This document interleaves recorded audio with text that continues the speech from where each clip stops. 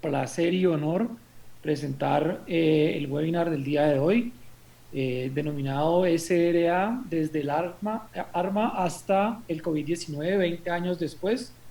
Tenemos un panel de lujo que nos van a hablar sobre estos temas. Voy a presentar a los profesores que nos acompañan hoy. La primera charla va a estar a cargo del profesor Carmelo Dueñas, médico internista, neumólogo intensivista y profesor de la Universidad de Cartagena.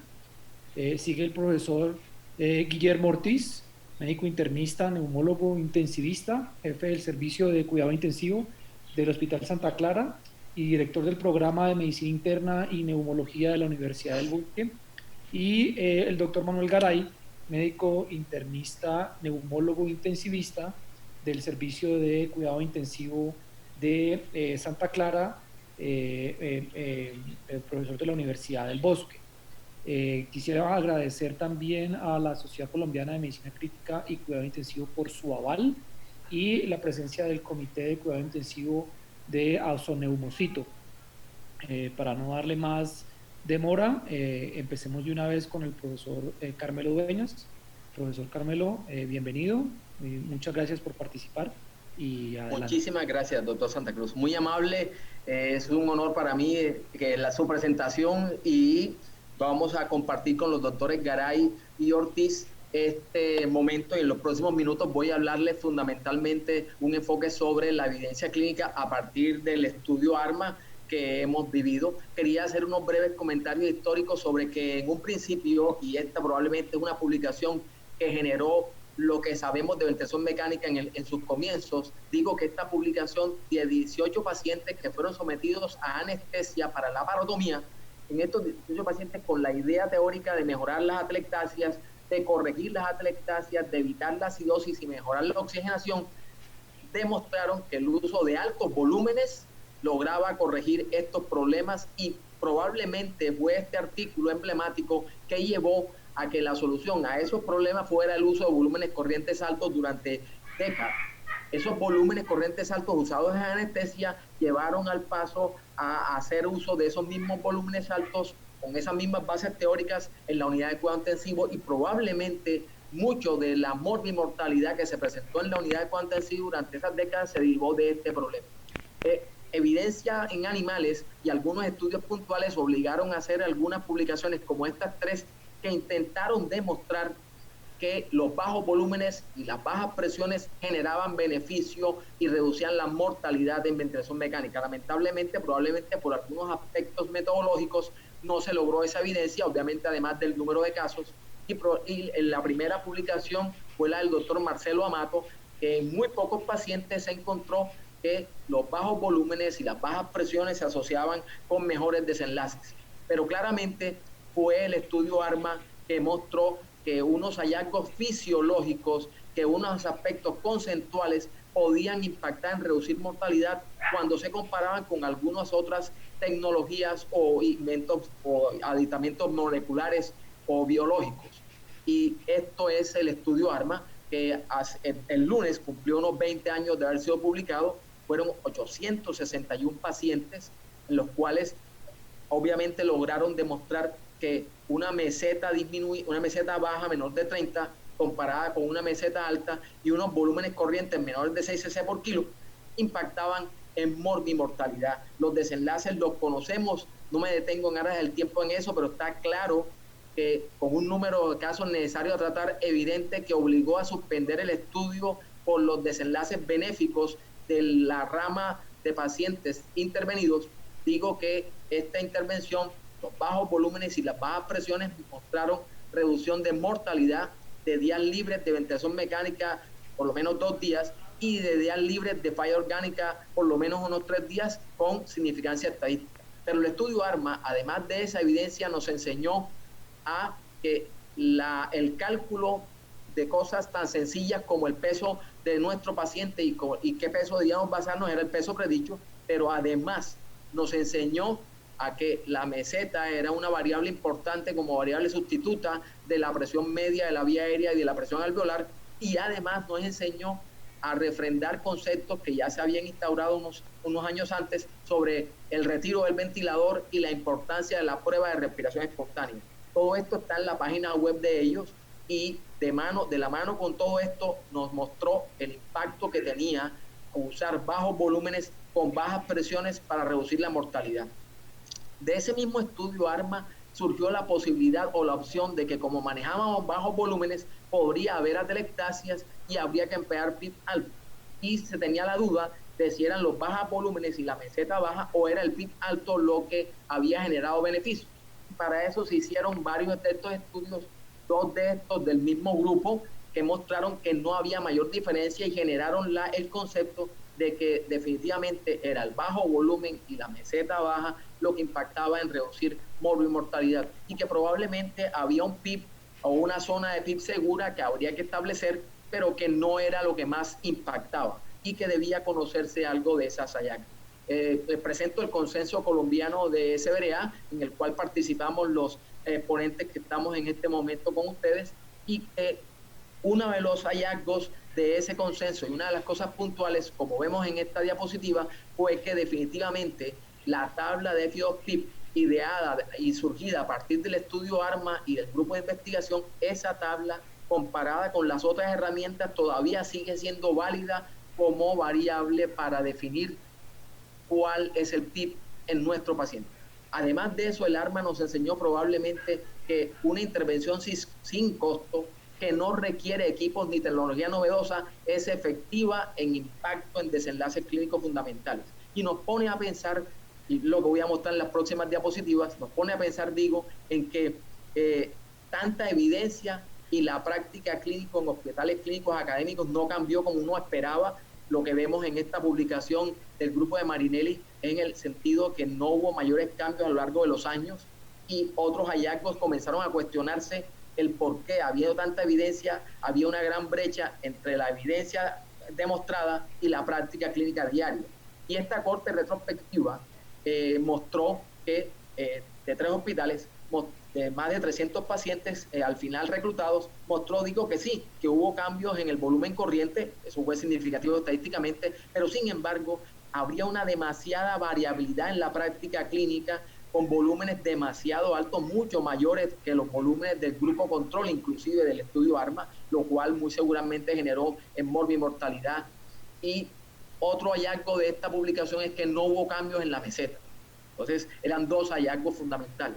Y esta publicación del doctor Roenfeld lo que quería evaluar era por qué se había tanta evidencia, no se hacía eso en la práctica clínica y evaluaba por medio de una encuesta cuáles eran las barreras. Y quiero mencionarlas porque probablemente todavía hoy en la práctica diaria, cuando vamos a manejar el ventilador de nuestro paciente, hay algunas barreras que nos llevan a transgredir las recomendaciones del estudio ARMA. Y fíjense que cuando vamos a iniciar la ventilación mecánica, probablemente el médico no quiere ceder el control a una evidencia y quiere manejar el ventilador a su acomodo. Eso fue uno de los hallazgos de la encuesta. El otro es, y eso ha sido refrendado en varias publicaciones, no reconocemos el SRA, no lo diagnosticamos como tal, como síndrome, y por lo tanto no hacemos el manejo protector. El médico cree generalmente a veces que el paciente tiene contraindicaciones para usar volúmenes bajos. El médico prefiere un modo en el cual el volumen no se puede evaluar, como la presión control, y el otro está también la terapista, que tiene algunas consideraciones similares a las del médico, y fíjense que las barreras para continuar son muy parecidas. Entonces, de hecho, surge publicaciones como esta del doctor Callahan, en la cual es un estudio observacional que nos muestra que en la práctica ellos tomaron 175 pacientes, de esos pacientes casi el 60% cumplían criterios o se parecían a los pacientes del estudio ARMA como para aplicarlos en su práctica diaria. Y ellos encontraron que el volumen corriente bajo se usó en una minoría y probablemente consideraron que era el pobre reconocimiento del SRA lo que los había llevado a usar los volúmenes corrientes mucho más altos que el estudio ARMA.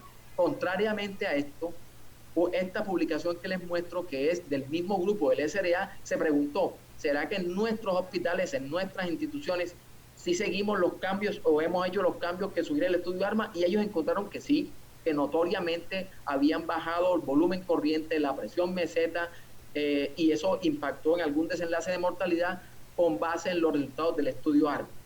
En la pregunta entonces que surgía aquí era que ¿por qué razón, si hay tanta evidencia, el médico es reacio en algunas ocasiones a manejar volúmenes bajos.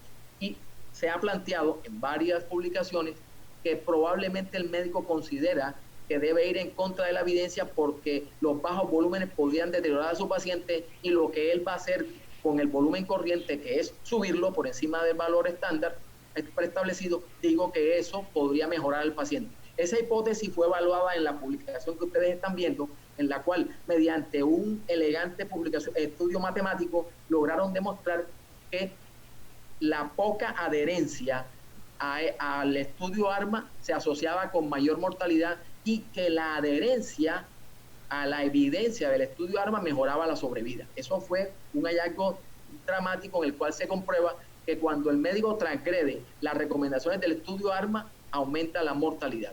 Y de ahí en adelante lo que ha surgido es revisiones sistemáticas, estudios clínicos como esta y como la del doctor Landoni, que demuestran que las pocas cosas que impactan en reducir mortalidad en cuidado crítico es la ventilación protectora.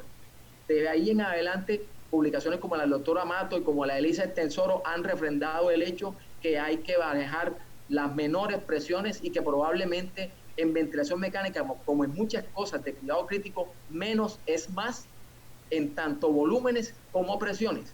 Y aún en pacientes sin SRA, aún en pacientes con pulmón sano, la evidencia nos comprueba que del estudio ARMA en adelante uno debiera manejar volúmenes más bajos de lo que generalmente establece. Y podríamos resumir que los componentes de la ventilación protectora son alguna parte de estos, obviamente además del volumen corriente bajo, la meseta baja, la fracción inspirada de oxígeno, la presión de conducción, y han surgido algunas otras variables que no son del resorte de esta reunión, pero quiero enfatizar en que la ventilación protectora tiene unos componentes fundamentales y la evidencia surge y el pivote fundamental es el estudio ARMA, como digo, y de ahí en adelante, de ese año 2000, lo que ha surgido es mayor conocimiento de la lesión inducida o asociada a ventilación mecánica, y lo otro es las estrategias que se han implementado para reducir ese tipo de lesiones. Y lamentablemente hace unos 4 años surge esta publicación que nos muestra que en estudios clínicos, pocos han sido los estudios que han mostrado que la mayoría de pacientes tienen bajo volumen. Dicho de otra forma, la mayoría de pacientes en estudios clínicos no usan bajos volúmenes corrientes. Y hablando algo de la pandemia, que es algo de lo que nos corresponde, la mayoría de nuestros pacientes son hipoxémicos, y del estudio ARMA surgió, y de esta emblemática publicación surge el hecho de que si no seguimos las recomendaciones del estudio ARMA en cuanto a metas de oxigenación, vamos a aumentar la mortalidad, y con base en ello las guías recomiendan eso. Y uno trataría, con base en los resultados del estudio ARMA, de desarmar al COVID y quitar de pronto algunas de las prevenciones o teorías o hipótesis que han surgido al respecto. Y está claro que debemos manejar bajos volúmenes, menos líquidos, probablemente pronar rápidamente al paciente, relajarlo y considerar el ECMO. No me detengo en la parte de fenotipificación que nos va a hablar el doctor Garay al final, fenotipificación en COVID, pero sí quisiera mencionarles que a pesar de esos fenotipos que nos va a ilustrar, el estudio ARMA nos enseñó que independiente de la distensibilidad, el usar bajos volúmenes corrientes en nuestro paciente impacta en reducir la mortalidad. Está claro, independientemente de la distensidad de nuestro paciente. Y el otro punto lo da el doctor Tobin en el editorial, que nos enseña que además una presión meseta menor de 32, y el doctor Tobin en un juicioso editorial en ese mismo momento, hace 20 años, nos dice que todas las intervenciones farmacológicas que se intentaron en ese momento no han resultado, que la mayoría de cosas que se han pretendido hacer para caracterizar e identificar precozmente tampoco han tenido impacto, y que lo que sí tuvo impacto y debemos hacer es la ventilación protectora surgida del estudio ARMA. Esto que les muestro es una herramienta que trata de resumir las intervenciones farmacológicas en COVID, y esas intervenciones tienen, ustedes saben muy bien, serios cuestionamientos, poca evidencia, y van a buscar en general reducir la interleuquina 6, y resulta que el estudio ARMA en más de 300 pacientes de esa publicación mostró que cuando se bajaban los volúmenes corrientes, la interleuquina 6 bajaba, y ellos hace 20 años nos muestran que definitivamente la ventilación mecánica usada con bajos volúmenes reduce la interleuquina 6, y sugeriría ya desde ese momento que usar bien el ventilador con volúmenes bajos reduce la inflamación, impacta en reducir mortalidad. El doctor Tobin, con base en ello, en el editorial nos dice, cuando vayamos a cambiar un parámetro del ventilador, debemos tener claro que nuestro juicio clínico sigue siendo válido y cualquier cambio que hagamos debe obligarnos a monitorizar el resto de parámetros. Esto es lo que nos dicen ahora de la ventilación mecánica personalizada, dirigida a establecer cuál es el parámetro que requiere nuestro paciente individualmente. El doctor Ortiz nos va a hablar de algunos fenotipos en SRA, pero la mayoría de publicaciones también surgen del estudio ARMA, y quería dejarle algunas cuestiones sobre alguna digregación filosófica sobre esto, y es que esta publicación del grupo de Massachusetts, de Boston, fundamentalmente 2 instituciones hospitalarias, nos muestran en 66 pacientes que ellos no encontraron esos 2 fenotipos de distensibilidad, y entonces uno tendría que volver a las raíces del estudio ARMA y comenzar a considerar que en cuidado intensivo, en esta época que estamos, la plausibilidad biológica no es justificación suficiente para hacer uso de algo en medicina crítica. Está claro que los médicos a veces, en este pánico que tenemos, abandonamos el cuidado estándar, esto es, los bajos volúmenes, y que probablemente la impotencia ante el paciente, el estrés o el deseo de que el paciente mejore nos ha llevado a hacer uso, y nos está llevando a hacer uso de cosas que no tienen suficiente evidencia, y probablemente nos alejamos del estándar de oro que es la ventilación protectora, y probablemente debiéramos tener en cuenta que cuando vamos a usar un medicamento, evaluar que no sea dañino, y que si seguimos actuando como a veces lo hacemos en este escenario tan dantesco, sería algo irracional, probablemente imprudente y hasta arrogante. Muchas gracias. A continuación, nos va a hablar el doctor Guillermo Ortiz. Al final habrá sesión de preguntas. Creo que el doctor Santa Cruz va a hacer la presentación del doctor Ortiz. Gracias, profesor Carmelo, por esta excelente presentación. Vamos a tratar de limitar el espacio de las preguntas para el final. Estoy seguro de que todos tenemos muchas preguntas para eso, pero pues vamos a seguir ahora con la charla del profesor Guillermo Ortiz. El profesor Guillermo Ortiz, como ya sabemos, ha sido el profesor de todos de neumología aquí en Bogotá. Él nos va a hablar sobre los fenotipos de SDRA, una cuestión de heterogeneidad. Profesor Ortiz, gracias por acompañarnos hoy. Primero, bueno, antes de comenzar, primero quisiera agradecer a Distribuna, que a través de los años, alguna hablaba de 20 años, mucho antes, siempre nos ha acompañado en actividades académicas. En esta pandemia también se ha reinventado para apoyarnos en compartir algunas ideas por otros medios, a la AMSI, a la Sociedad de Neumología, y a ustedes, los compañeros que toman el tiempo para compartir los días con nosotros.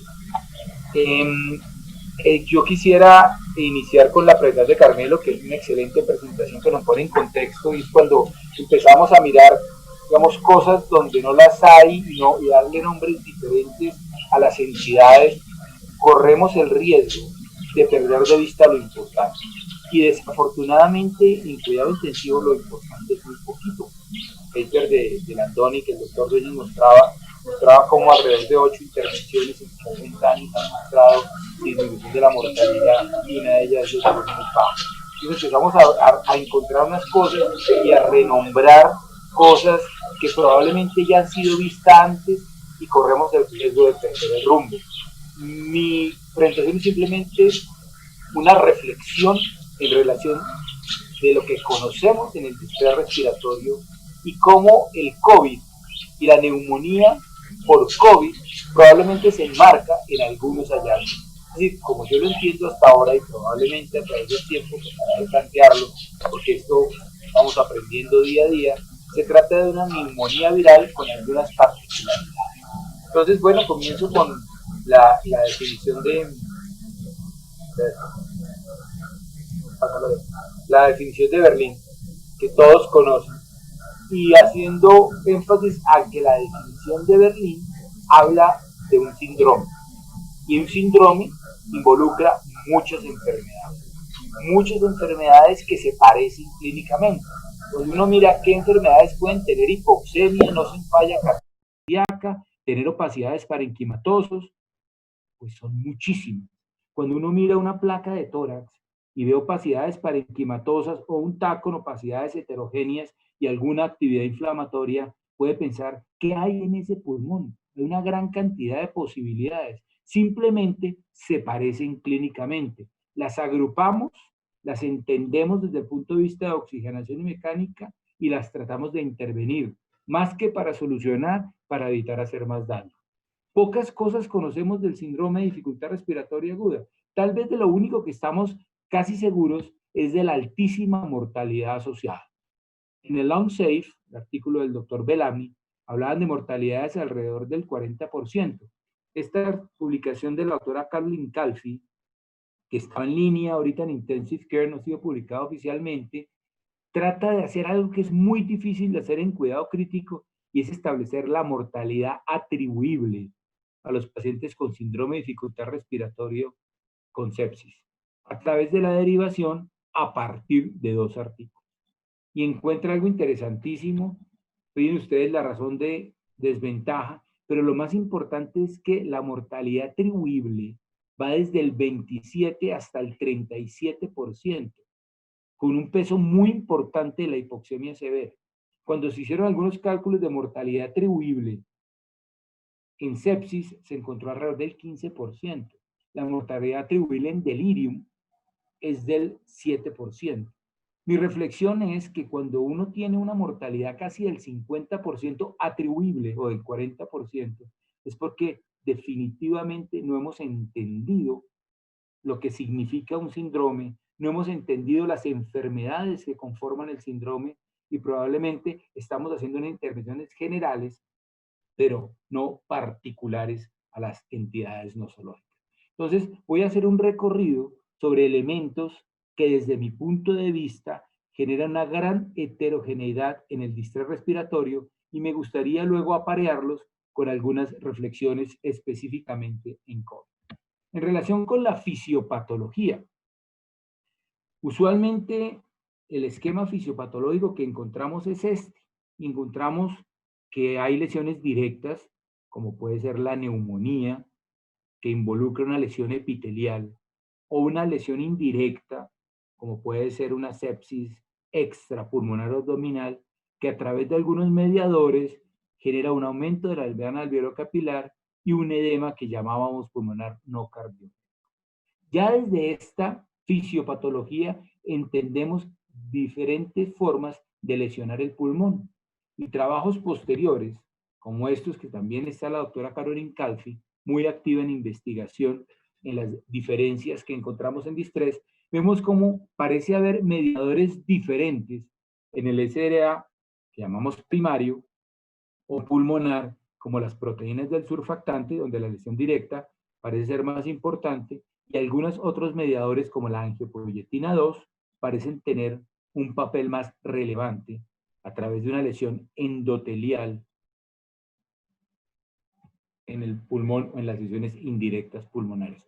Esto podría ocasionar diferentes presentaciones radiológicas o fenotipos radiológicos. Y ya empezamos a ver que hay fenotipos focales, como esta presentación radiológica, una opacidad parenquimatosa predominante del lóbulo inferior derecho, o fenotipos difusos.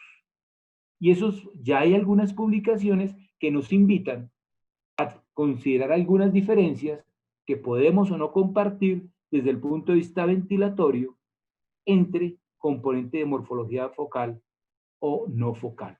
Probablemente a través de procesos fisiopatológicos diferentes, un entendimiento de una lesión directa o indirecta pulmonar. Aquí había un elemento fundamental de heterogeneidad en la presentación clínica y probablemente en los eventos fisiopatológicos. Hablemos un poquito del proceso inflamatorio. Ya el doctor Dueñas anotaba, el grupo de California, a través de de análisis estadístico, una estrategia estadística, que es el análisis de clase latente, reagrupando algunas variables, describe que desde el punto de vista inflamatorio puede haber 2 tipos de presentación, un fenotipo 2 o proinflamatorio y un fenotipo 1 antiinflamatorio de pacientes que comparten la definición de Berlín y que tienen aparentemente las mismas características clínicas. Lo interesante es que la división de estos tipos de fenotipos parece tener una traducción terapéutica.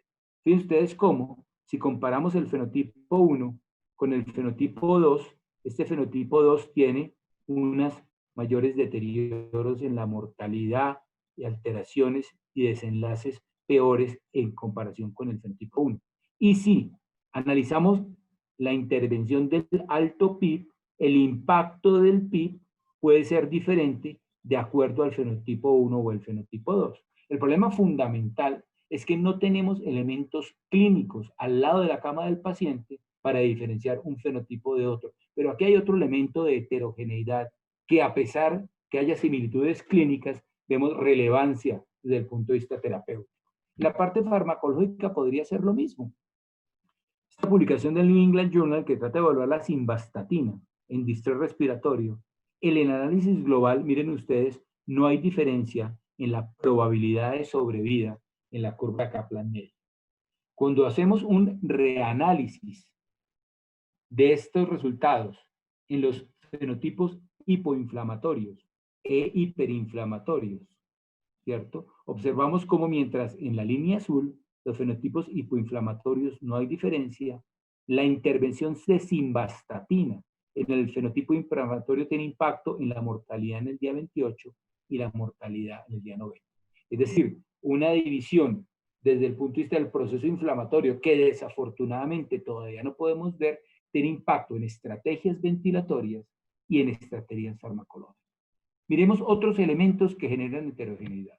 El compromiso vascular, que muchas veces nos sorprende y vemos cómo la microvasculatura se compromete en ese área y lo hemos visto por muchos años.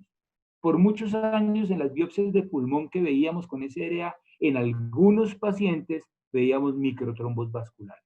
Es más, si vemos los pacientes con SRA, hay un subgrupo que desarrolla coro pulmonar o hipertensión pulmonar, que puede ser una expresión hemodinámica de aumento de la resistencia vascular pulmonar, entre otras mediada por microtrombosis vascular, por un microambiente que genera trombosis microvascular. Esta trombosis microvascular, eventualmente desde el punto de vista fisiopatológico, podría ser un continuo de una expresión, de una alteración de la coagulación a nivel alveolar, una expresión de la fibrina, y un fenotipo procoagulante con expresión de factor tisular, inhibición de anticoagulantes y de fibrinolisis a nivel vascular. Es más, ya hay algunos biomarcadores que nos permiten determinar mortalidad en pacientes con distrés como la trombomodulina, que de alguna manera refleja una interacción entre la coagulación y la inflamación. Miren ustedes cómo la trombomodulina al ingreso o de base y en el día 3 podría discriminar sobrevivientes de no sobrevivientes como una expresión de un biomarcador de la activación de la coagulación y eventualmente de la inflamación. Y desde el punto de vista de ventilación mecánica, ya desde el 2002, el doctor Nupton nos decía que el aumento del espacio muerto, que refleja perfusión pulmonar, es un reflejo probablemente de una disfunción microvascular en distrés respiratoria y se asocia con un aumento de la mortalidad. Otro elemento de heterogeneidad, a pesar que clínicamente el síndrome comparta características clínicas. ¿Y qué decir del patrón histológico? Usualmente, el estándar de oro para definir la histología podría ser la membrana hialina o el daño alveolar difuso. Uno esperaría que todo ese infiltrado parenquimatoso que observamos en las tomografías o en las placas de tórax correspondería a un daño alveolar difuso mediado por una membrana hialina, ¿cierto? Que sería parte de una respuesta estereotipada del pulmón a muchas noxias. Y ya el doctor Esteban había descrito una cronobiología del daño alveolar difuso en algunas autopsias de pacientes con distrés respiratorio, una fase exudativa en azul, caracterizada por la membrana hialina, una fase proliferativa, probablemente la proliferación de neumocitos tipo 2, para diferenciarse a uno, y algunos hacían fibrosis. Algunos pacientes con distrés hacen fibrosis y lo hemos visto también durante muchos años. Tan es así que la definición de Berlín se trató de buscar la sensibilidad y la especificidad para detectar daño alveolar difuso. Y encontraron, efectivamente, que en aquellos pacientes que habían estado hospitalizados por más de 72 horas, la posibilidad o la sensibilidad y la especificidad para detectar daño alveolar difuso de la definición de Berlín era mejor, pero no era perfecta. Es decir, que hay pacientes con criterios de Berlín que no tienen daño alveolar difuso y sin embargo comparten las características clínicas y radiológicas. Vemos cómo en esta publicación del Dr. Van Sam, una confrontación clínico-patológica, vemos cómo en la histología de 64 pacientes analizados, vemos que hay pacientes con daño alveolar difuso en diferentes fases y pacientes sin daño alveolar difuso, por ejemplo, con neumonía en organización. Entonces vemos cómo hay una gran heterogeneidad en la histología y en los patrones histológicos. Y es probable que muchas de estas enfermedades tengan manejos específicos de su enfermedad que podrían mejorar el pronóstico. En una publicación de nuestro grupo en medicina intensiva con 15 pacientes, para lo mismo, encontramos que en algunos pacientes efectivamente teníamos daño alveolar difuso, pero muchas veces asociados con otra patología o hallazgos como hemorragia pulmonar, neumonía en organización e incluso vasculitis con presentación clínica similar. Es decir, empezamos a diferenciar patrones histológicos que pueden ser de daño alveolar y no con daño alveolar. Uno podría dividir los pacientes en los que tienen daño y los que no tienen daño con diferentes patrones. En esta publicación de nuestro grupo con el doctor Esteban, tratamos de mirar si había algunas diferencias clínicas, obviamente a partir de autopsias, entre los pacientes que tenían como patrón histológico el daño alveolar versus otros patrones. Y encontramos algo muy interesante. Encontramos que aquellos pacientes que tenían daño alveolar tenían menores oxigenaciones, mayores presiones, menores distensibilidades y probablemente mayor disfunción orgánica. Y en una publicación en la cual tratamos de agrupar todas las biopsias, digamos que encontrábamos la biopsia del grupo de Guerin, el grupo del doctor Esteban, nuestro grupo, el grupo de Cao de Taiwán, definitivamente el daño alveolar difuso se asoció a un aumento de la mortalidad. Entonces, ¿cuál es la reflexión? Que hay patologías que probablemente dentro del contexto de síndrome de dificultad respiratoria aguda tendrían tratamiento específico. Y voy a traer a colación los esteroides. Entonces, podría dentro de este grupo haber patología que responde a esteroides y patología que no responde a esteroides.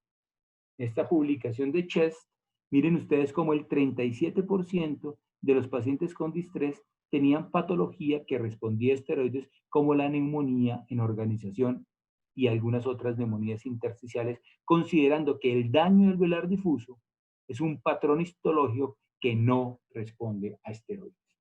En relación con esta heterogeneidad, ¿cómo podemos aparear el COVID? Entonces, miramos que el COVID se expresa clínicamente como un distrés respiratorio en muchos pacientes. Y tenemos la serie de Lombardía, en la cual tenemos alrededor de 1.500 pacientes, 1.591 pacientes de diferentes edades, y si vemos, probablemente tienen oxigenaciones, algunas muy altas, pero que se agrupan entre 120 y 125, con opacidades parenquimatosas, sin falla cardíaca, y miren los niveles de PIB, lo cual podríamos decir que sean pacientes que cumplían los criterios de Berlín. ¿Qué hay en relación con la heterogeneidad propia del COVID? Pues empecemos a ver, uno, el proceso inflamatorio. Este esquema que ya el doctor Dueñas mostraba y que probablemente muchos de ustedes ya han visto, a mi modo de ver, no es real. Porque es que esto no es un continuo.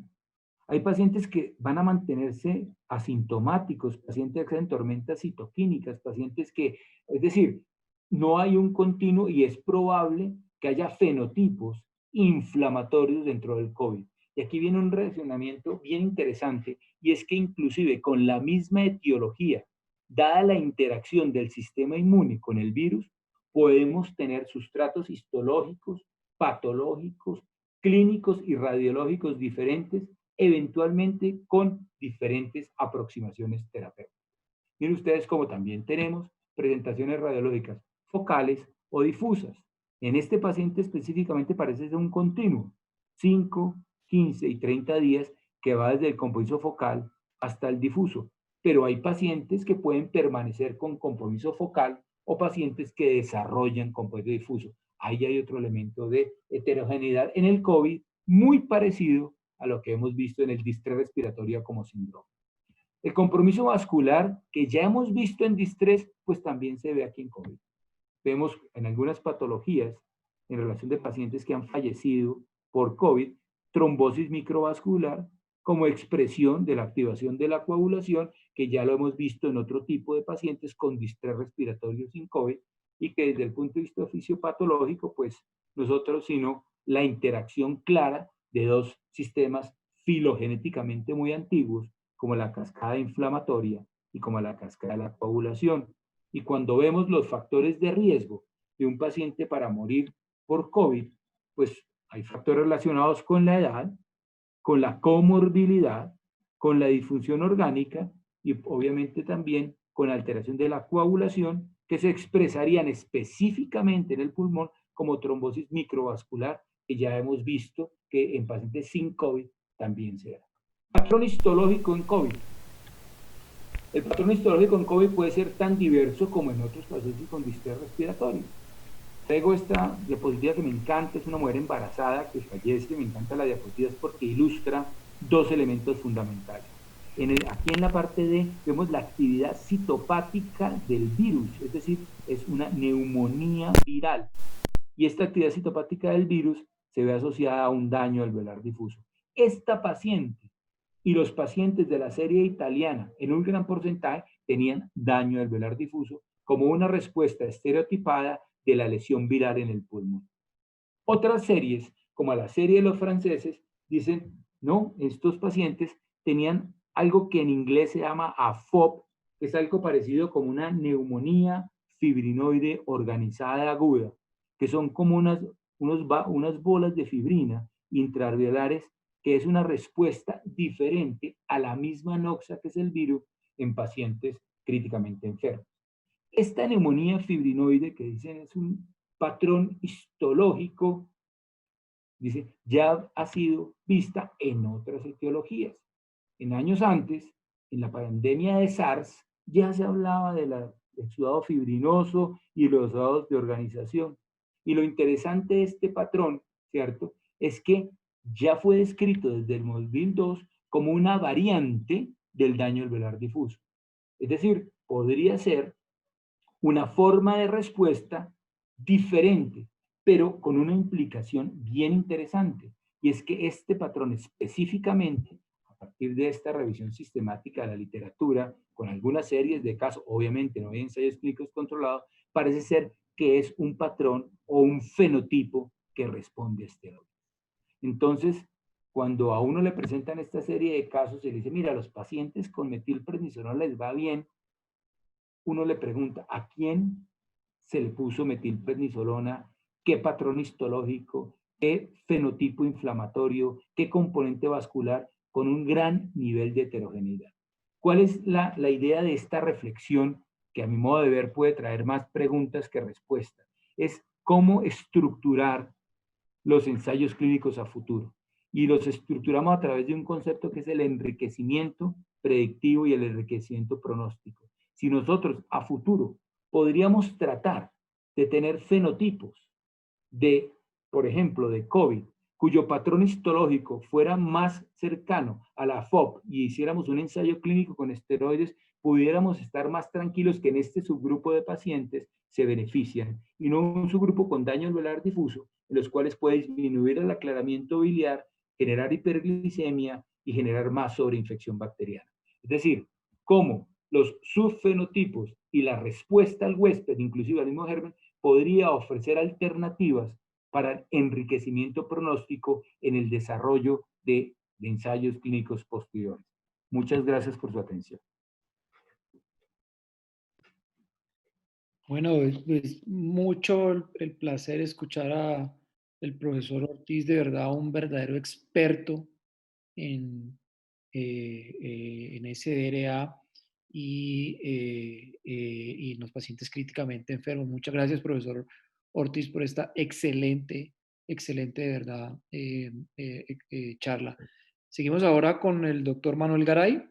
El doctor Manuel Garay, médico internista, neumólogo, intensivista del Hospital Santa Clara, nos va a hablar sobre fenotipos en COVID-19 y su traducción terapéutica.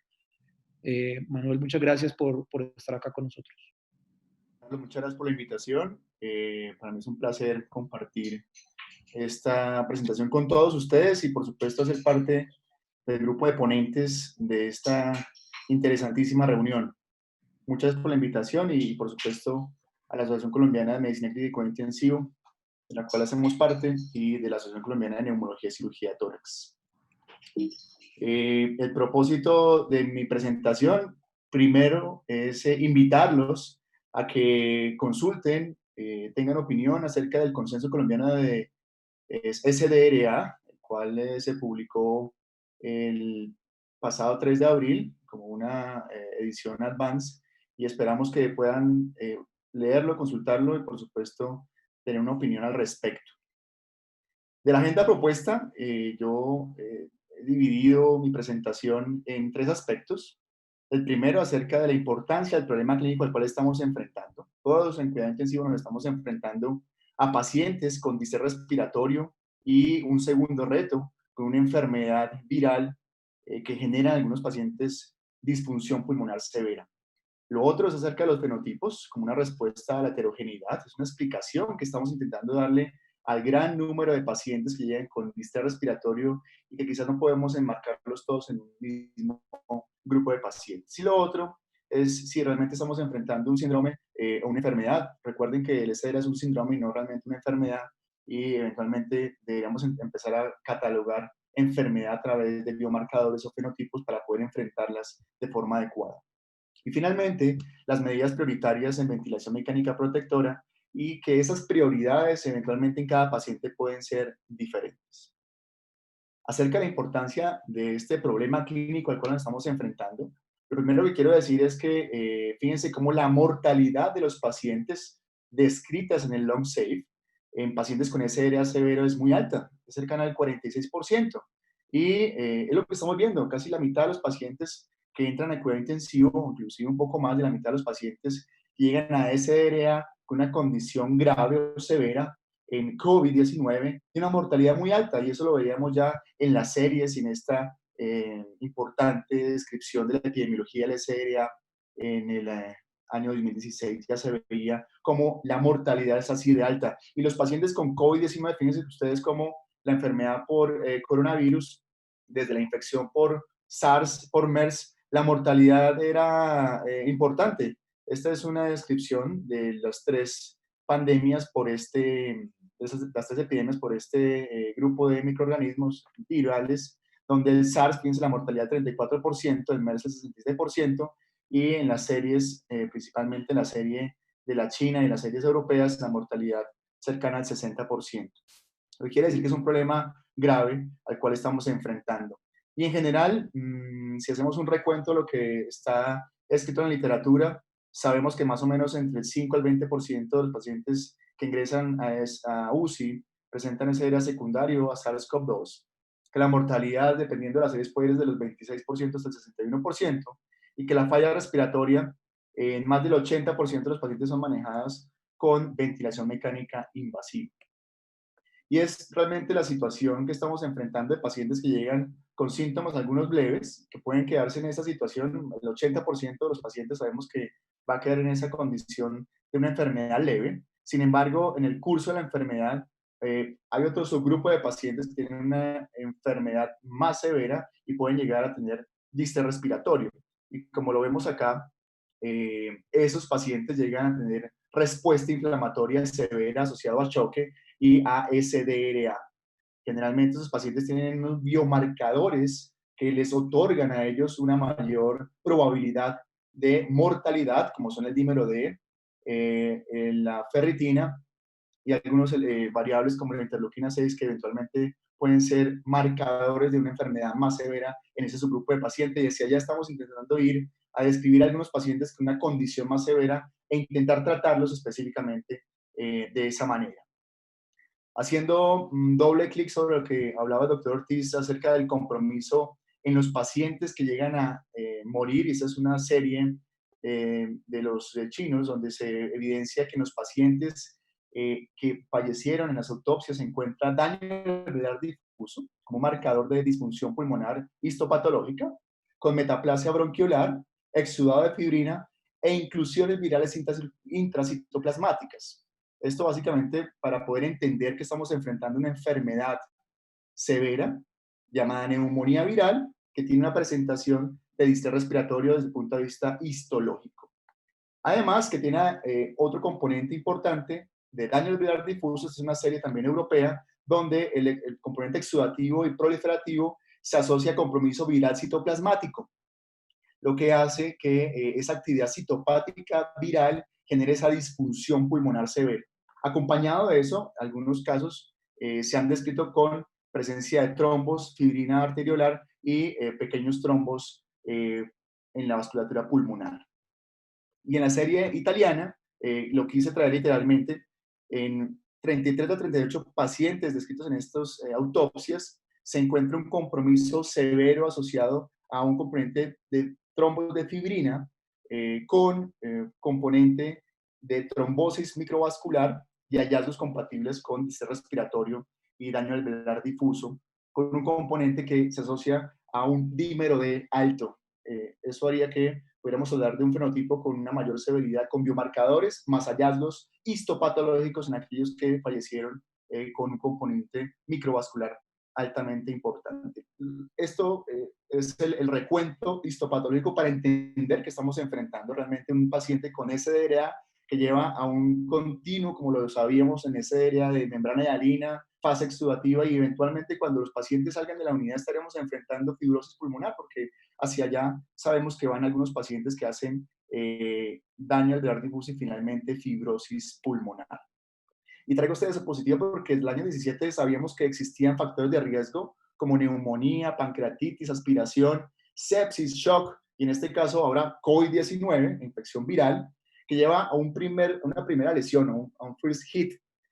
Posteriormente, algunos elementos llevan a que se genere un segundo hit, como son la alteración de la coagulación, fíjense ustedes, una inflamación pulmonar severa, una fibroproliferación, lo cual lleva a que el paciente tenga una condición más severa, quizás unos que otros, porque son quienes están sufriendo un segundo hit desde el punto de vista de la coagulación, desde el punto de vista de la inflamación, desde el punto de vista de la fibroproliferación, lo que lleva a que el paciente tenga una condición severamente enferma. Y en ese momento ya estábamos hablando de intentar mitigar la inflamación con diferentes terapias, esteroides, estatinas, anticoagulantes, antitrombóticos, etc. Es decir, lo que estamos viendo en COVID-19 es quizás una pintura o una magnificación de lo que veíamos previamente con SDRA y que ahora estamos viendo de forma mucho más repetida en las unidades de cuidado intensivo y en las descripciones de la condición que estamos enfrentando, dado que estamos viendo un número de pacientes bastante altos. En ese sentido, entonces, ¿serán los fenotipos una respuesta a la heterogeneidad? En esta interesante revisión de la doctora Caroline Calfee, fíjense cómo nos hemos intentado aproximar a los fenotipos en SDRA desde la fisiología, desde la clínica, desde la biología, hablando de PAFI, hablando de espacio muerto, hablando de driving pressure, para intentar encontrar pacientes con características que se puedan parecer y agruparlos de una forma donde ese grupo de pacientes puedan ser intervenidos de forma específica, ya sea en una condición hipoinflamatoria o hiperinflamatoria, para establecer subgrupos donde la mortalidad sea diferente y permitir ese incremento de probabilidad de encontrar una terapia efectiva en esos subgrupos de pacientes. Y es así como en este análisis de clase latente de evaluación del SDRA temprano tardío, fíjense cómo la mortalidad en un SDRA temprano tardío es diferente desde el punto de vista de la sobrevida. Y otra reflexión que quería hacer de esta diapositiva, que ya se ha mostrado previamente a la doctora Caroline Calfee, es que para hablar de fenotipos no existe un patrón, un elemento único, y mucho menos radiológico o morfológico. Fíjense que dentro de la caracterización de fenotipos debemos entender que los pacientes tienen condiciones inflamatorias, por eso la interleuquina 6, la interleuquina 8, factores de la coagulación, elementos de la ventilación mecánica, así como elementos del cuadro hemático, elementos del peso, la oxigenación, el CO2, la proteína C, se unen para encontrar subgrupos de pacientes definidos. Es decir, encontrar fenotipos no solamente depende de la morfología o eventualmente del componente aislado de la extensibilidad. Requieren que sean evaluados otros elementos como se ha descrito en los fenotipos o subfenotipos descritos en SDRA de forma clásica, y el comportamiento es diferente si estamos ante factores como trauma, sepsis o neumonía, en este caso neumonía viral. Para poder decir que intervenciones como el PIP, en este caso, cuando se evalúa el estudio ARMA, del cual estamos hablando en esta reunión, o el estudio alveoli, las estrategias de ventilación mecánica pueden ser diferentes en esos subfenotipos, con mejoría en la mortalidad de aplicar un PIP diferencial.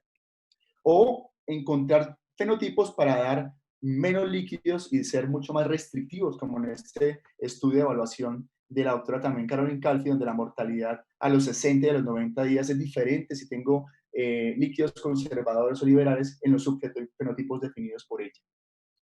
Eso nos hace pensar que lo que estamos empezando a entender de COVID-19, de la neumonía por COVID-19, es apenas el comienzo.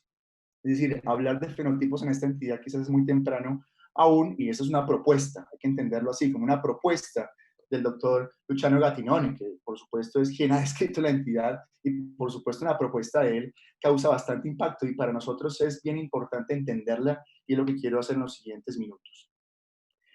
Nos vamos a trasladar seguramente de encontrar fenotipos desde la fisiología, desde la condición clínica, desde elementos biológicos, a entender que los fenotipos pueden estar presentes con componentes descritos en esta propuesta, como el fenotipo L y el fenotipo H. El fenotipo L tiene una extensibilidad cercana a lo normal, con bajo potencial de reclutamiento, o fenotipo H, donde existe un fenotipo donde hay una baja extensibilidad y un alto potencial de reclutamiento.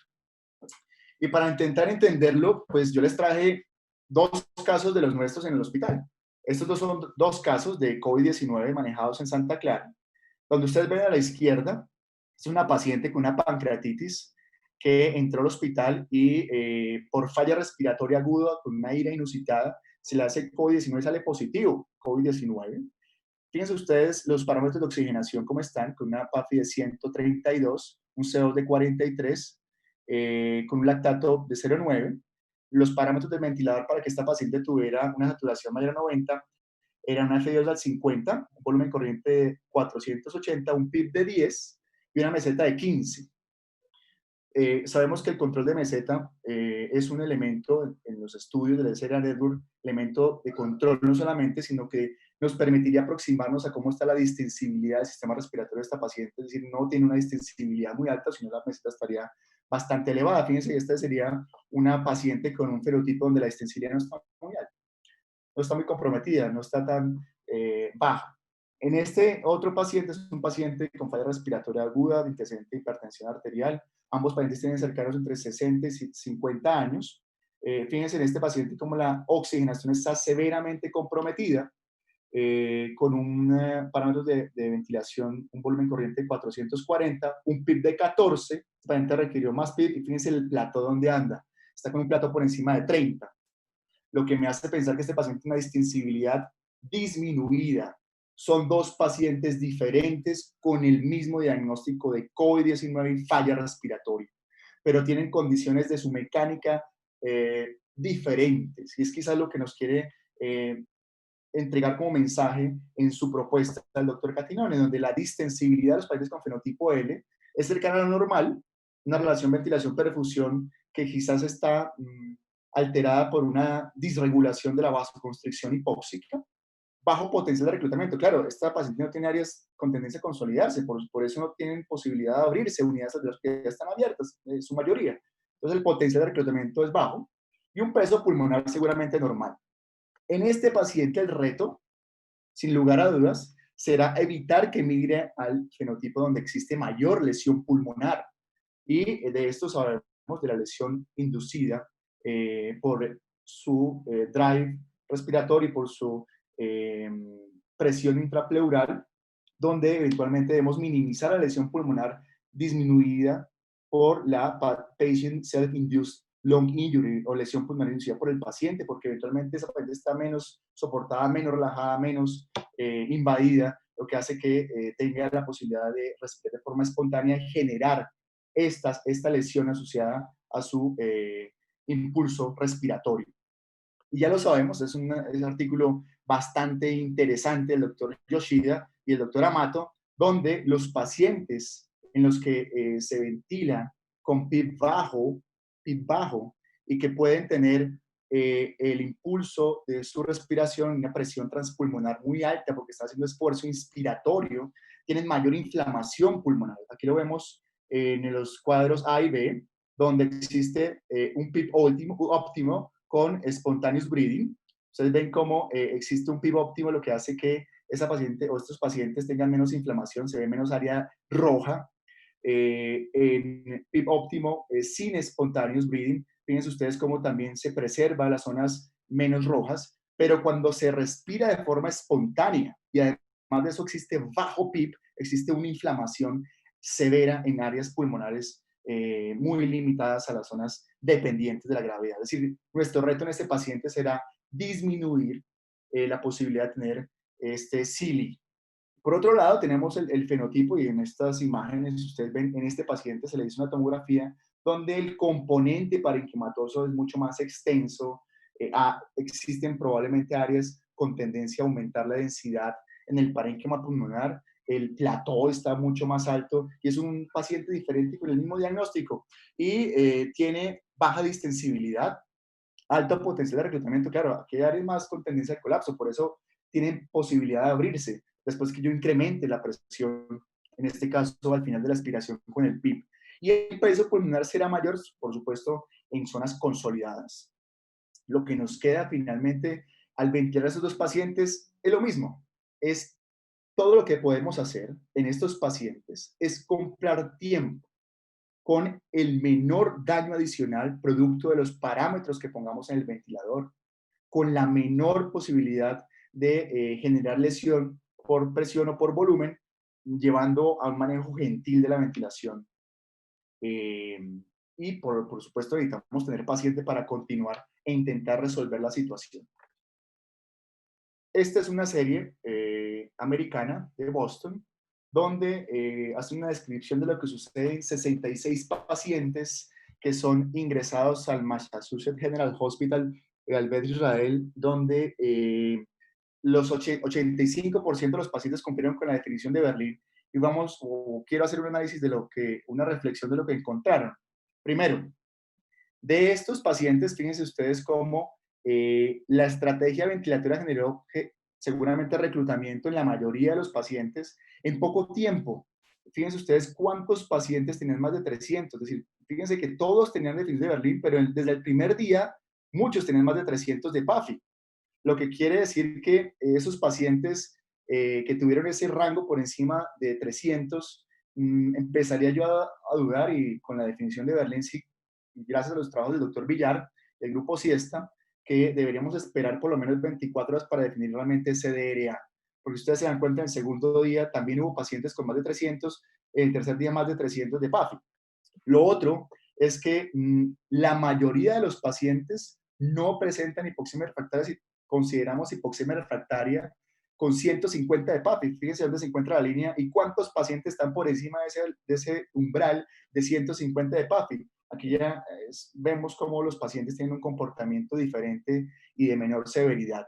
Y lo otro es que la presión meseta en este análisis de este grupo de pacientes americano, la presión meseta, la mayoría estaban por debajo de 30, donde la distensibilidad era normal con bajo riesgo de lesión pulmonar por valvotrauma.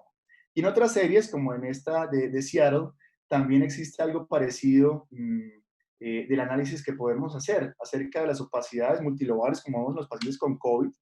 Requerimiento de ventilación mecánica del 50% de los pacientes, solamente un tercio se pronó y solamente un tercio se relajó.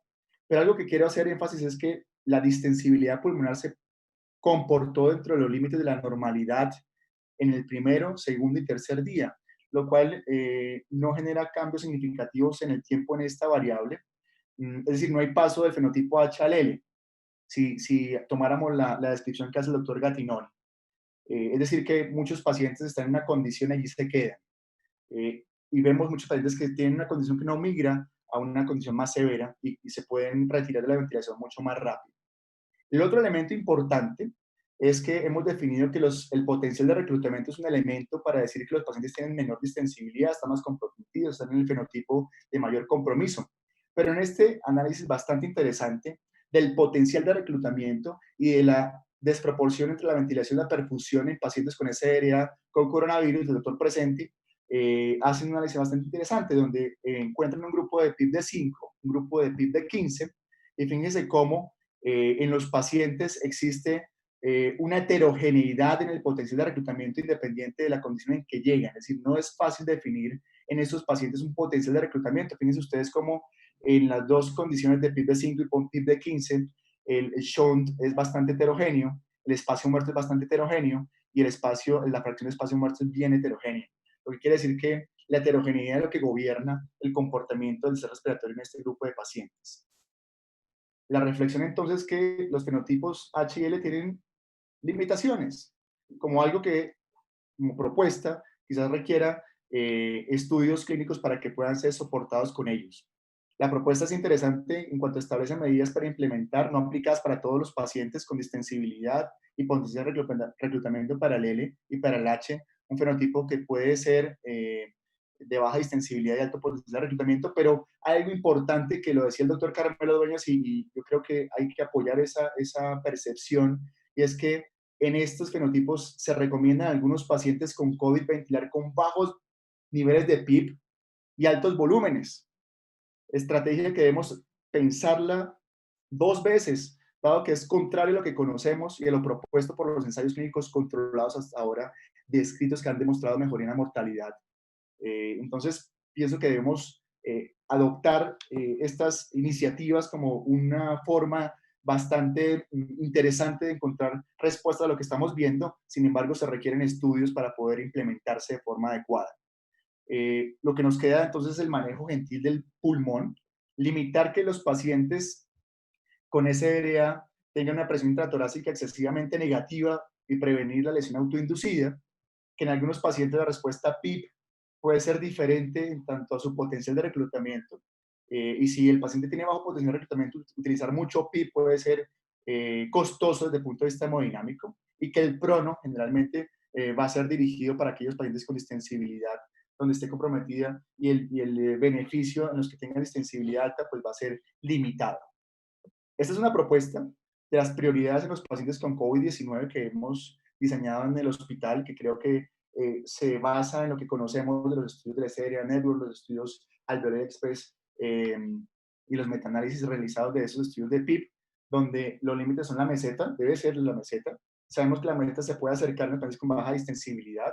Si eso persiste con disfunción y hipoxemia refractaria, migrar a otras estrategias como prono, evaluar siempre la presión de conducción y relajar cuando hay hipoxemia refractaria con dosis como lo propone el estudio Accuracies del New England Journal.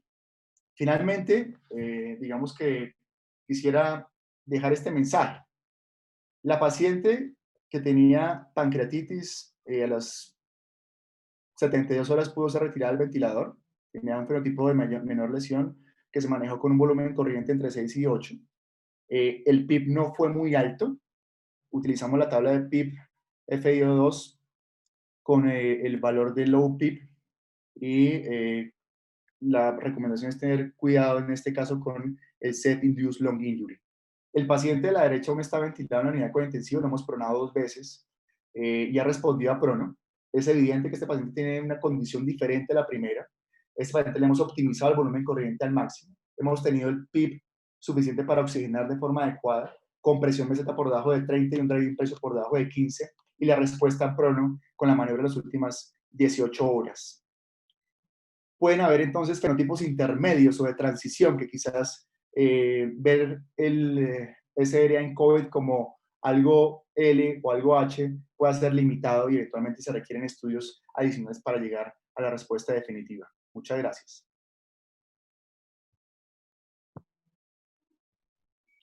Bueno, Manuel, Muchísimas gracias por esta, de nuevo, excelente presentación. Se nota de verdad que son todos los expositores unos verdaderos expertos en el tema y creo que eh, tenemos muchísimas preguntas. Afortunadamente estamos a tiempo y hemos cumplido eh, con los horarios. Yo quisiera empezar entonces con las preguntas. Tenemos preguntas de todos lados del mundo aquí que están llegando. Y si pudiera pedirle a los profesores que encendieran la cámara eh, para poder, eh, para poder interactuar más fácilmente. Quisiera empezar entonces con una pregunta que nos llega acá desde Colombia para el profesor Dueñas, y es sobre los pacientes que están, dice, doctor Dueñas, los pacientes deben ponerse siempre en posición prona cuando están siendo ventilados y tienen SDRA. Eh, ¿Qué opina el profesor Dueñas? Sí, esto es como lo manifestó y como lo presentó elegantemente Manuel Garay en el protocolo que plantea, un paciente con SDA al quien le hemos hecho he buscado manejar volúmenes corrientes menores de 6 cc por kilo, presiones mesetas menores de 30, presión de conducción menor de 15 y no logro las metas de saturación. Esto es una meta de saturación por encima de 90%, debiera considerarle la relajación neuromuscular y la posición prona en las primeras mínimo 48 horas de la presentación del cuadro y por lo menos por 16 horas. Eso sería el planteamiento a desarrollar en todo paciente porque el estudio PROCEBA nos demostró un impacto importante y por eso yo debiera hacer eso si he hecho toda la secuencia que manifiesto. Entonces debiera unir el estudio ARMA con el estudio PROCEBA y hacer de eso una práctica diaria en mi paciente con SLA. Pero, ¿qué opina, profesor Carmelo, sobre la posición prono en pacientes despiertos? Hemos visto reportes Correcto. de pacientes que han sido pronados y no son relajados. Incluso después del Ross Trial, pues estamos relajando solamente aquel que lo No necesito. necesita. Pero pacientes despiertos que son colocados en prono. ¿Cuál es su opinión sobre eso? Aquí hay dos escenarios, ¿cierto? El escenario del paciente ventilado que tiene un SRA, no vería cómo, si yo logro una buena sedación y evito la lesión autoinducida, que sería un problema en este escenario, si el paciente no tiene un esfuerzo inspiratorio marcado, podría emplearse el prono en el paciente ventilado. Ahora, si estamos hablando del paciente con COVID, yo sinceramente nunca había pensado en pronar un paciente no intubado, no ventilado, despierto antes de COVID. Eso nunca lo había pensado. La experiencia que ocurrió en algunos escenarios chinos cuando no tenían ventiladores y la falta de ventilador los llevó a considerar la posición prona. Ya hay estudios de hace unos 8 años que nos muestran que la posición prona en respiración espontánea sin ventilador, sin tubo, mejora la oxigenación. Pero aquí tenemos que irnos a la fisiopatología. Si estoy en el escenario de un paciente con SDA, como nos han mostrado los doctores Ortiz y Garay, y sé que por fisiopatología eso no se va a resolver pronto, la posición prona solamente lo que me ayudaría es a tener tiempo si voy a conseguir el ventilador, si no tengo ventilador, pero no resolvería el problema agudo. Y le voy a plantear la experiencia nuestra, Cartagena, hoy tenemos 12 pacientes a los cuales hemos pronado por diferentes circunstancias en la experiencia de prono, primero de COVID, perdón, la experiencia de COVID, pronar a un paciente amerita juicio y dedicación para evitar el contagio, esa es la primera recomendación, y hacerlo ameritaría juicioso acompañamiento del paciente y evaluar el riesgo-beneficio para ver el impacto. Lo que tengo claro es que la posición prona, cualquiera sea el fenotipo, mejora la oxigenación por diferentes mecanismos. El asunto aquí es, voy a seguir pronando varias veces, hay ya publicaciones de posición prona con cánula de alto flujo, hay posición prona con ventilación no invasiva y hay posición prona solamente con oxígeno suplementario, pero realmente nuestra experiencia no ha sido muy buena en este escenario y la mayoría de pacientes terminaron intubados y en ventilación mecánica. Y un llamado a atención nuevamente, si yo hago posición prona en un paciente no ventilado o en un paciente ventilado sin CO, relajación, debo considerar la lesión autoinducida. Quisiera escuchar la opinión del doctor Ortiz y del doctor Garay al respecto. No, yo comparto. Les dice, yo creo que aquí hay algunas, y es que el hecho de ya en un momento dado tener que haber tomado medidas de excepción, como pronar pacientes despiertos con cánula nasal, pronar pacientes con cánulas de alto flujo despiertos, no quiere decir que lo debemos protocolizar. O sea, yo creo que ahí hay una confusión, o sea, utilizar un ventilador para 4 pacientes, cosas que desafortunadamente el mundo ha tenido que hacer, es porque, un poco lo que dice el doctor Dueñas, ha habido escasez de ventiladores. Yo creo que uno tiene que ser complejo en la discusión y sencillo en la terapia, y sencillo en las conductas. Y uno tiene 3 tipos de pacientes con COVID, el que se va para la casa, el que se queda en el hospital y el que tiene que llevar a cuidado intensivo. El que se queda en el hospital, hay un gris de pacientes que necesitan oxigenación, después le debo por aporte de oxígeno y seguimiento clínico. Y si el paciente llega a ser dificultad respiratoria, criterios clínicos, hay que intubarlo. Y al intubarlo, seguir las cosas sencillas, que son volúmenes bajos, PIB altos, driving pressure y eventualmente prono y relajación. Yo creo que en ese paciente con COVID, sin COVID, mi modelo mental es más o menos ser tan simple como eso. Simplemente pues que hay situaciones de excepción que hace que se propongan ese tipo de medidas. Y una cosa es que fisiopatológicamente funcione y otra cosa es que yo vaya a cambiar la historia natural de la enfermedad, que puede ser mucho más compleja, con una maniobra que solamente mejora la oxigenación. Uno de los grandes errores históricos que hemos cometido todos es que la oxigenación no es siempre una variable subrogada de mortalidad. Y puede mejorar la oxigenación y seguir la mortalidad porque la disfunción orgánica y otros elementos fisiopatológicos tienen un peso mayor. Entonces puede ser una reflexión, obviamente en esto estamos hablando en grises. Yo siempre digo que cuando hay un fenotipo 1 y tipo 2, a mí me llega 1.5, porque siempre no puedo tener la claridad dicotómica de que todo es tan claro. Entonces aquí estamos hablando de cosas que estamos aprendiendo apenas. Manuel, ¿algún comentario? No, pero ¿qué? No, ningún comentario adicional. Yo creo que los fenotipos pueden ser respuesta a entender la patología, pero realmente tronar un paciente no tendría una evidencia sustentable, dado que hasta el estudio Proceva, los estudios previos de Prono, habían mejorado la oxigenación, hasta el Proceva se pudo encontrar la mejoría en la mortalidad, pero salirnos de ese protocolo del Proceva, pues no tendría un sustento en la evidencia.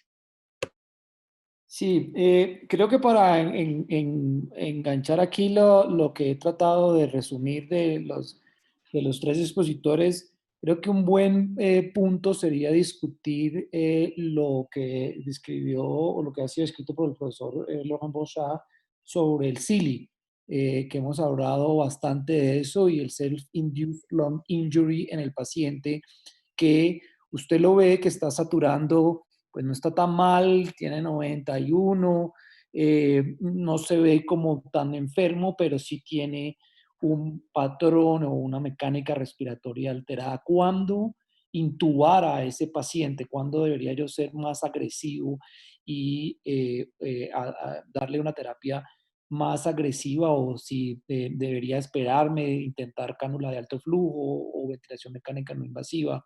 ¿Qué opinan de este fenómeno del CILI? Bueno, puedo comenzar aquí para hacerlo.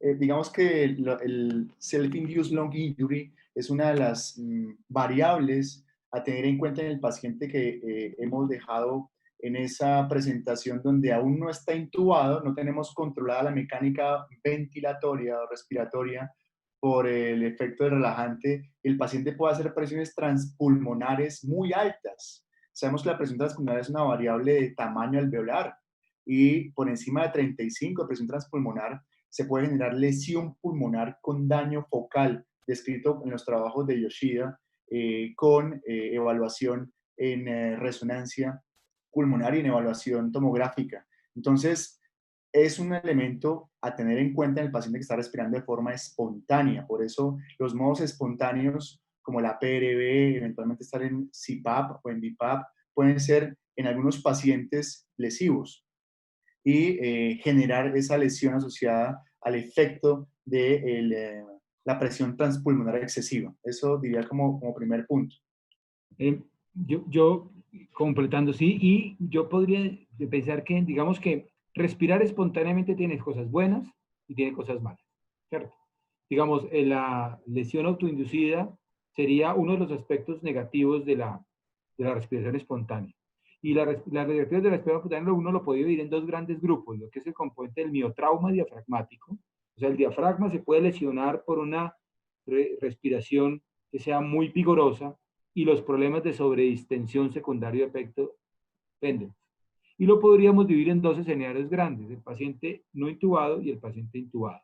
En el paciente no intubado, pienso que son de las grandes ventajas de la cánula de alto flujo sobre la ventilación no invasiva en falla respiratoria aguda hipoxémica, que el swing pleural es menor y la posibilidad de miotrauma y la posibilidad, digamos, de lesión inducida es menor. En el paciente intubado sería uno de los argumentos para relajar. Ahora bien, centrando en la pregunta, se me dicen, ¿cuándo intubo un paciente en falla respiratoria? Cuando lo tengo que intubar. O sea, clínicamente, la frecuencia respiratoria, el deterioro hemodinámico, el patrón respiratorio, es simplemente una evaluación clínica que determina el momento en que lo tengo que intubar. Excelente respuestas. Sí, aquí, doctor Santa Cruz, aquí un aporte sería también, tengo un paciente con dificultad respiratoria, debo abordarlo desde el punto de vista fisiopatológico y etiológico. Y en este sentido, probablemente, si me enfrento a un paciente hipercápnico, probablemente yo le daría la posibilidad de una ventilación no invasiva y lo observaría estrictamente durante 1 o 2 horas para decidir si logré resolver el problema o no y lo intubo, si es hipercápnico. Si es un paciente hipoxémico, debiera evaluar la etiología de hipoxemia. Si se trata de un paciente con edad pulmonar cardiogénico, un paciente con obesidad, un paciente con apnea obstructiva del sueño como antecedentes, o un paciente inmunosuprimido en las primeras estadios de la falla respiratoria, yo podría considerar la ventilación no invasiva o la cánula de alto flujo, y evaluando el puntaje HACOR para definir el riesgo. Si no es así, está hipoxémico, tiene alteración del sensorio, una hipoxemia marcada y no está dentro de este grupo, procedería a intubarlo inmediatamente. Aquí sí, y digamos la consideración adicional de lo que dice Carmelo es que hablando, digamos, de COVID, hay dos elementos adicionales que casi todos son fallas respiratorias hipoxémicas, luego se acomoda lo que dice Carmelo, y el elemento adicional sería la probabilidad de aerosolización, que es mucho menor en cánula de alto flujo que en ventilación no invasiva. Entonces sería un elemento a considerar específicamente para el paciente COVID. Y complementando el tema, habrían dos escalas que uno podría implementar fácilmente, que son la escala ROX, que fue evaluada en cánula de alto flujo para evaluar falla y poder decir, venga, no sirvió más, intubémoslo, porque el ROX está por debajo del 4.2. Y el otro es el NEWS 2, porque el NEWS 2 le permite a uno tomar en cuenta cuándo debo evaluar nuevamente a mi paciente que lo tengo aún sin intubar para tomar esa decisión de verlo cada 2 horas o cada 3 horas o cada 4 horas para poder estar evaluando constantemente la evolución clínica. Excelente. Vamos ya entonces al paciente intubado. Ya pasamos por el paciente extubado. ¿Qué podríamos hacer? Vamos a entrar al paciente intubado y en este sentido yo quisiera preguntarle al profesor Ortiz qué opina sobre estos fenotipos H y L que ha descrito Gattinoni, si esto es algo nuevo, esto es algo viejo, eso ya se había descrito. ¿Qué opina usted de estos fenotipos? Doctor Santa Cruz, digamos que uno casi que en la descripción que hace el doctor Gattinoni, ese fenotipo L muchas veces no está intubado, casi nunca está intubado, y ese fenotipo L, si uno trata de, como decía el doctor Garay, de prevenir los esfuerzos inspiratorios, el desarrollo de lesión autoinducida, los elementos transvasculares asociados a las presiones vigorosas, podrían no transformarle en H. Casi que uno lo que observa en el paciente que está ventilado, los pacientes que hemos nosotros ventilado en cuidado intensivo la mayor parte son pacientes que tienen unas opacidades parenquimatosas difusas con distensibilidades comprometidas, excepción la que presentaba Manuel, pero independientemente, digamos, de la presentación de distensibilidad, los objetivos ventilatorios BIOS siguen siendo los mismos. Es decir, volúmenes bajos, evitando distensibilidades comprometidas, titulando plató, presiones de conducciones menores de 15 y evitar frecuencias respiratorias muy altas, dado el efecto en el poder mecánico. ¿Y por qué lo digo? Porque si ustedes lo que decía el doctor Carmelo en el análisis del doctor Ari Serpa en pulmones sanos, también los volúmenes bajos se asocian con mejores desenlaces. Entonces, un paciente de una extensibilidad normal no es una patente de corso para empezar a manejar los volúmenes de manera exagerada, porque puede estar también afectado. Entonces, una de las consideraciones a mi modo de ver, es decir, es un error o es un acierto llamarlo de SRA. Pienso que entender SRA como un síndrome, a pesar de toda la heterogeneidad, me obliga a ser simple en la conducta, y es tener unos niveles de oxigenación adecuada y una protección mecánica pulmonar. Sí, mi pregunta iba, profe, hacia pues vimos el artículo del profesor Gattinoni que recomendaba, o pues no sé si recomendar es la palabra, pero hablaba sobre estos volúmenes corrientes altos de más de 8 cc por kilo en los pacientes con el fenotipo, H. Entonces, ¿qué opina usted de eso? ¿Deberíamos de seguir esta recomendación, dar estos volúmenes altos a estos pacientes, o deberíamos, como hemos visto durante todas las charlas, una eh, ser protectores en todos los pacientes y como dice la evidencia, ¿no? En los de SDA y los no SDA, dar una ventilación protectora? La pregunta es muy buena y yo iría, hay una metaregresión de Brouwer en que nosotros estamos acostumbrados a mirar la plató como una variable dicotómica, por encima o menor de 30. La plató es una variable continua. Entre menos plató, menor mortalidad. Hay una metaregresión de Brouwer que ustedes conocen la gráfica en que menciona plató el día 1 y como una variable inversamente proporcional entre plató y mortalidad. Y probablemente el plató en una persona con distensibilidad normal no es 30, debería ser aún mucho menor. Inclusive Dlusky propone valores tan bajos como 15. En ese orden de ideas, considerando que el plató es una variable continua, no dicotómica en mayor o menor de 30, pienso que considerar volúmenes bajos de 6 por kilo, titulando la plató tan bajo como sea posible, sin pegar precios exagerados como la hipercambio y la acidosis respiratoria, puede ser una alternativa más basada en la evidencia. Es decir, a Gattinoni le diría no ventile con más de 8 por kilo. No, yo no pienso porque de titulación en paciente con pulmón normal no conocemos, pero sí conocemos que entre las platós sean más bajas, menores es la mortalidad. Y no sabemos claramente cuál sería el nivel de platós seguro en un paciente con distensibilidad normal. Excelente. Volúmenes corrientes más altos en distensibilidades normales eventualmente no generan cambios en la plató. El ejemplo de la paciente que traje es exactamente eso. Ella tiene una plató de 15 con un volumen corriente ajustado más o menos a 7 por kilo y la plató está en 15. Ese otro paciente que tiene el componente de plató más alto tiene un volumen corriente ajustado también 7 por kilo, pero la plató está en 37. Es decir, realmente el problema aquí es el componente de cuánto pulmón estoy ventilando y la distensibilidad del pulmón que estoy ventilando. Si está muy caída, va a ser afectado más por esos volúmenes corrientes más altos. Excelente. En estos pacientes que desarrollan un SDRA y tenemos la posibilidad de coinfección, ¿no? Hemos hablado de que hasta un porcentaje, no un tercio casi de los pacientes tienen la probabilidad de coinfección bacteriana y como hemos visto en esta heterogeneidad, pues eso puede ser muchas cosas. ¿Cuándo recomendaría a ustedes la biopsia pulmonar en estos pacientes? ¿Se debería pensar, deberíamos de tenerlo como dentro del armamentario o es esto todavía en un plano de investigación? Digamos que yo, y lo voy a hacer muy ligado al consenso colombiano que le gastamos tiempo al diagnóstico de biopsia pulmonar. Digamos, ¿cuál es el papel de la biopsia pulmonar en distrés respiratorio? es tratar de evaluar, ¿cierto?, si la biopsia pulmonar en un distrés puede ser contributiva. Y contributiva es un término utilizado por Europa Pacia, es si esa biopsia pulmonar fue el resultado que cambie el diagnóstico, que cambie el tratamiento y que cambie el pronóstico.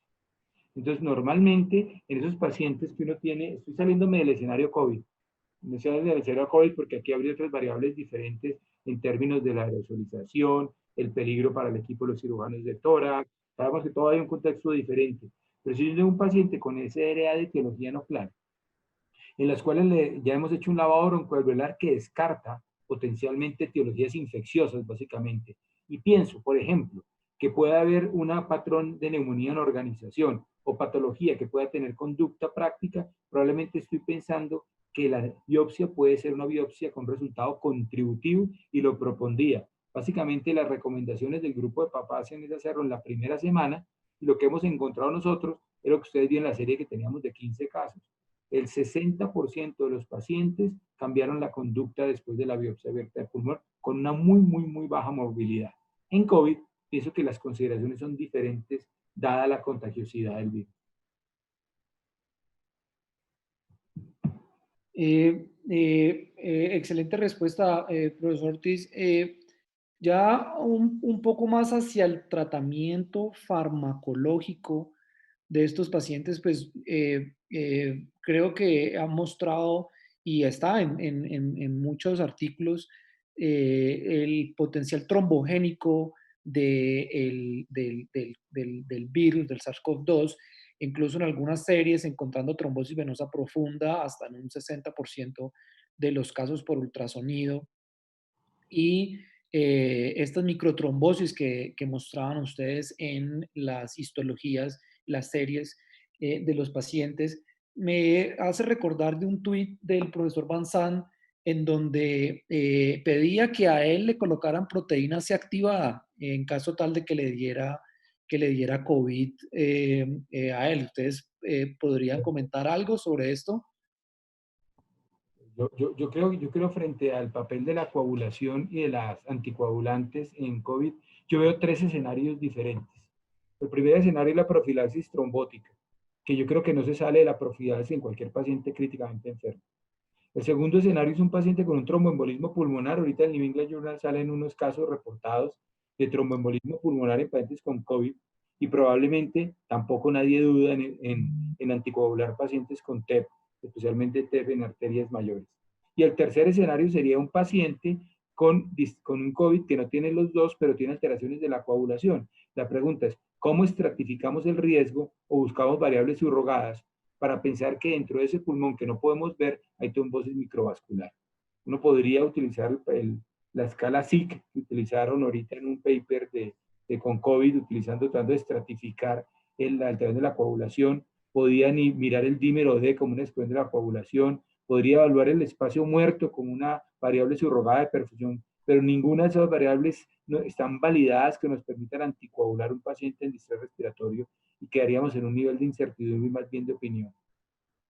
Sí, y aquí siguiendo de la mano con lo que han planteado ustedes y sobre todo el doctor Ortiz, que hay que recordar que hay diversos escenarios hace más de 30 años. En 1986 ya había publicaciones que nos mostraban eventos tromboembólicos en pacientes con SDA de diversa etiología, desde trauma a infecciones bacterianas, y se intentó trombolisis, se intentó antitrombina 3, se intentó diversas estrategias de anticoagulación, incluso la anticoagulación plena, y realmente eso no resultó. No digo que no se haga, pero esto hay que tomarlo por el momento con pinzas, porque ya hay recomendaciones de anticoagulación plena en pacientes que tengan un dímero D mayor de 3000 o una escala SIG mayor de 4, pero vuelvo y digo, estamos en un escenario en el cual también ya lo vivimos con otras etiologías de SRA que se intentó la anticoagulación y se abandonó probablemente porque no funcionaba y esa no era la razón del problema. Y si vamos a anticoagular a un paciente, habría que evaluarlo muy juiciosamente, riesgo-beneficio,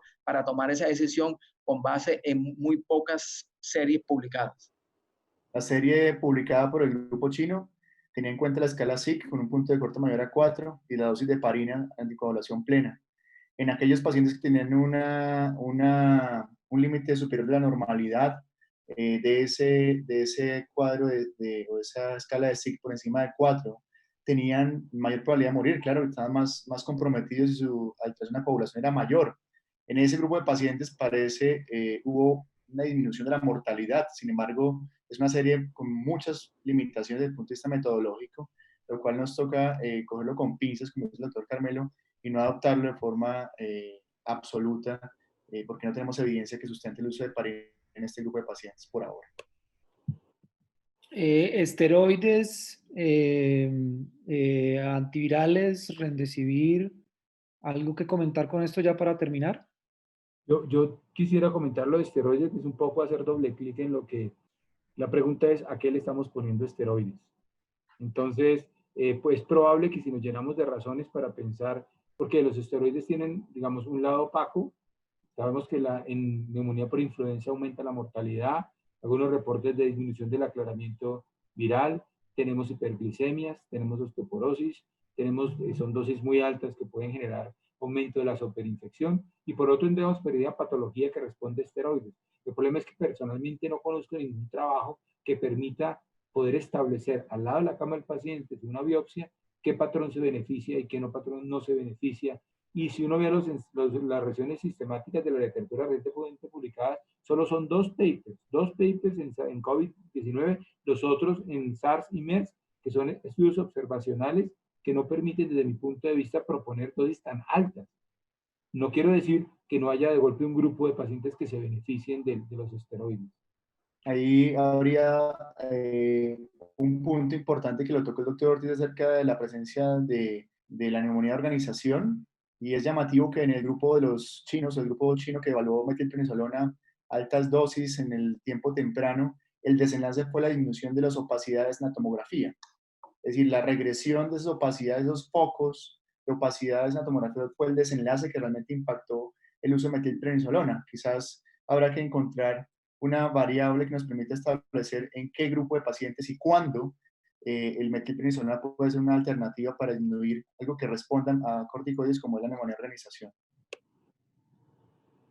Sí, yo a ese respecto, y tal vez para cerrar ya por en aras de respetar el tiempo de todos, quisiera terminar diciendo sobre la uso de análisis proteómico de las secreciones orotraqueales para identificación de la expresión genética de factores proinflamatorios para poder identificar a aquellos pacientes que tal vez puedan beneficiarse de los esteroides. Podría ser un campo de investigación interesante en estos pacientes con SDRA. Ya hemos visto trabajos en SDRA bacteriana de los grupos en Washington, en los Estados Unidos, en donde el proteoma de ciertos pacientes y permite la clasificación en subgrupos de pacientes que van a ser respondedores, y yo creo que a eso es a donde vamos en la medicina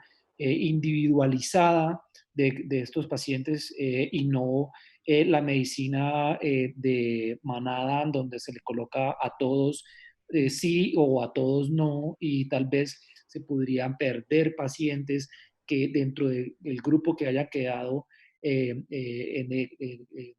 categorizados, que tal vez puedan ser respondedores o que tal vez no puedan ser no respondedores. Tal vez ese análisis podría ser interesante para un estudio posterior en el futuro.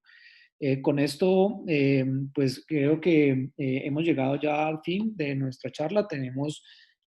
Siguen llegando preguntas de aquí de todo el mundo, pero pues necesitamos respetar el tiempo. Dijimos hora y media y ya vamos 6 minutos de pasados. Quisiera agradecerle primero a todos los expositores por su tiempo de realizar semejantes charlas. Si ustedes pudieran ver aquí, este celular no para de timbrar, gente de Estados Unidos, de Bolivia, de Argentina, de Colombia, de España, de diferentes partes del mundo, felicitando a todos los expositores por esta excelente webinar y estas excelentes charlas. Y de nuevo, muy agradecidos con todos ustedes por participar. Eh, Les agradezco sinceramente de corazón a todos.